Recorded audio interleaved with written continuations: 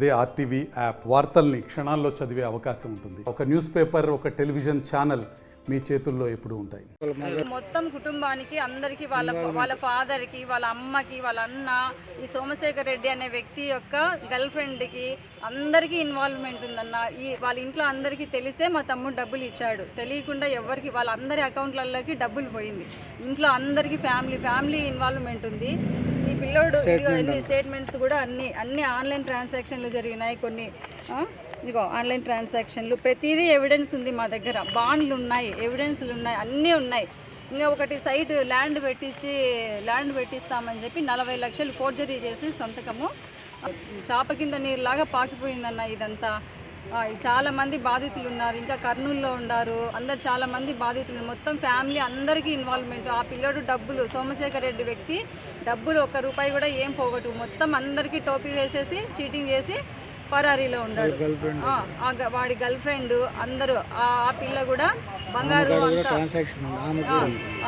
వాడి girl friend కూడా ట్రాన్సాక్షన్లు జరిగినాయి. ఆ పిల్ల అకౌంట్ కూడా డబ్బులు పోయిందన్న. కాబట్టి మీరు న్యాయం చేయాలి మాకు దీనికి. కడప జిల్లా లోహనగర్ నివాసి పామిరెడ్డి సోమశేఖర్ రెడ్డి అనే అతను ట్రేడింగ్ ద్వారా మేము డబ్బులు ఇచ్చాము, 70 లక్షల దాకా. అతను ట్రేడింగ్ చేసి ప్రాఫిట్లు ఇస్తామని చెప్పి డబ్బులు ఇవ్వట్లేదు. గట్టిగా అడిగేసరికి అతను, అతని కుటుంబ సభ్యులు అబ్స్కాండ్ అయ్యారు. నేను చెప్తాను. యాక్చువల్గా సోమశేఖర్ రెడ్డి అనే వ్యక్తి ఏం చేశాడంటే, జగదీశ్వర్ రెడ్డి, కిరణ్ కుమార్ రెడ్డి, మల్లికార్జున్ రెడ్డి, రాజేశ్వర్ రెడ్డి, సుబ్బారెడ్డి, నెక్స్ట్ వచ్చేసి మన సాయి వాళ్ళ అక్క, ఇలా చాలా మాకు తెలిసినంతవరకు ఎంతమంది మాత్రమే తెలుసు. ఇంకా తెలియని వాళ్ళు చాలామంది ఉన్నారు. వీళ్ళందరి దగ్గర ఎలా చేసేవాడంటే, డబ్బంతా కూడా కలెక్ట్ చేస్తాడు. ఎలా కలెక్ట్ చేస్తాడంటే, మేము ట్రేడింగ్ అకౌంట్లో పెట్టేస్తున్న అమౌంట్ లాభ నష్టాలకు సంబంధం లేదు, లాభానికి నష్టానికి సంబంధం లేదు. నీకు నెలకు ఇదిగో 10 లక్షలకు గాను మేము 40,000 50,000 రిటర్న్స్ పంపిస్తాను, 30,000 రిటర్న్స్ పంపిస్తాను వచ్చే లాభాన్ని బట్టి అని చెప్పాడు. సో దాంతో మా ఫ్యామిలీ మెంబర్స్ ఆల్మోస్ట్ చాలామంది కూడా అతనికి ఇవ్వడం జరిగింది. అవసరానికి రిటర్న్స్ అడిగే కొద్దీ అతను కొంచెం వెనకడు కూడా వేయడం జరిగింది. మా వాడు ముందు రిటర్న్స్ బాగా పంపించడం వల్ల ఊర్లో కొంచెం అప్పు చేసి 3.5 కోటి దాకా వాడికి ఇవ్వడం జరిగింది. ఎవరెవరికి అప్పు చేశారు, ఎక్కడ అప్పు చేశాడు కూడా ఆ సోమశేఖర్ రెడ్డి తెలుసు. డీటెయిల్స్ సహా అతనే ఎక్స్ప్లెయిన్ చేస్తాడు. ఈ పలానా వాళ్ళ దగ్గర ఇంత అన్న నాకు ఇప్పించాడని. అట్లా 8.5 కోటి దాకా మా జగదీశ్వర్ రెడ్డి ఇచ్చాడు. ఇచ్చిన తర్వాత అవసరానికి అడిగాడు, రియల్ ఎస్టేట్లో సమ్ అమౌంట్ పెట్టాల్సిన టైంలో ఇవ్వలేదు. ఇవ్వకపోయేళ్ళకి వాళ్ళ ఇంటికి పోయి అడిగిన తర్వాత ఇంట్లో ఫ్యామిలీ మెంబర్స్ అందరూ కూడా బెదిరించారు. మేము ఇస్తాం, లేకపోతే లేదు, మేము ఇచ్చినప్పుడు తీసుకోపోండి, ఇప్పుడు లేదు అన్నారు. ఫస్ట్ మళ్ళీ రిక్వెస్ట్ చేశాడు. ఫైనల్గా నేను చచ్చిపోతాను కూడా వాట్సాప్లో పెట్టినా కూడా ఎటువంటి కరుణించలేదు వాళ్ళు. వాళ్ళ అన్న గంగిరెడ్డి కానీ వాళ్ళ సోమశేఖర్ రెడ్డి కానీ ఎటువంటి కరుణించకుండా నీ ఇష్టం వచ్చింది చేసుకొని చెప్పి వదలంగానే మా వాడు చాలా మతకమెన్స్ అయిపోయి సూసైడ్ అటెంప్ట్ చేసేసుకున్నాడు. లక్కుగా ఏదో బతికి బయటపడ్డాడు.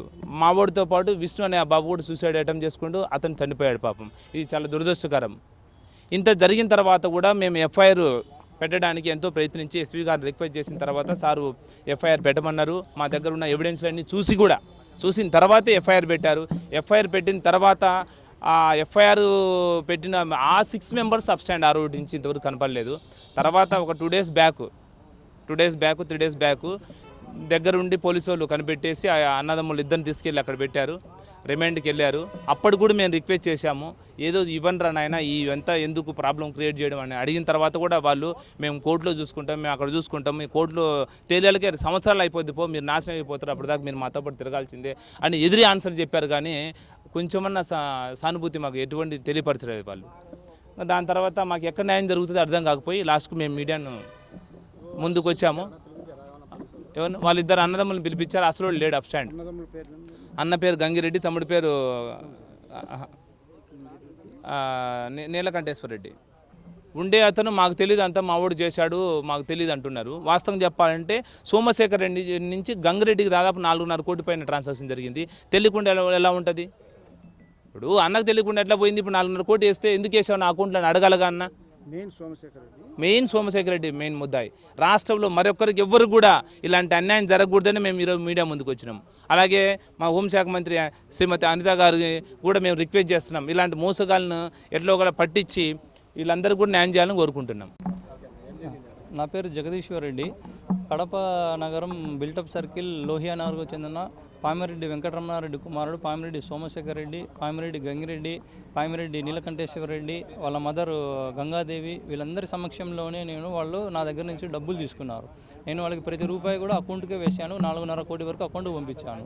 మిగతా 4.5 కోటి వాళ్ళ సమక్షంలోనే నేను వాళ్లకు క్యాష్ ఇచ్చాను. దానికి గాను నా దగ్గర బాండ్లు, చెక్, ఈ బాండ్ పేపర్లు రాసి ఇచ్చినాడు. మా తమ్ముడు వెంకటకృష్ణారెడ్డి పేరుతో 40 లక్షల రూపాయలకు గాను అతనికి ఒక ల్యాండ్ నాకు అమ్మినారు వాళ్ళు. ఇది కూడా ల్యాండ్ రిజిస్ట్రేషన్ చేయకుండా ఫుల్ అగ్రిమెంట్ చేయించినారు.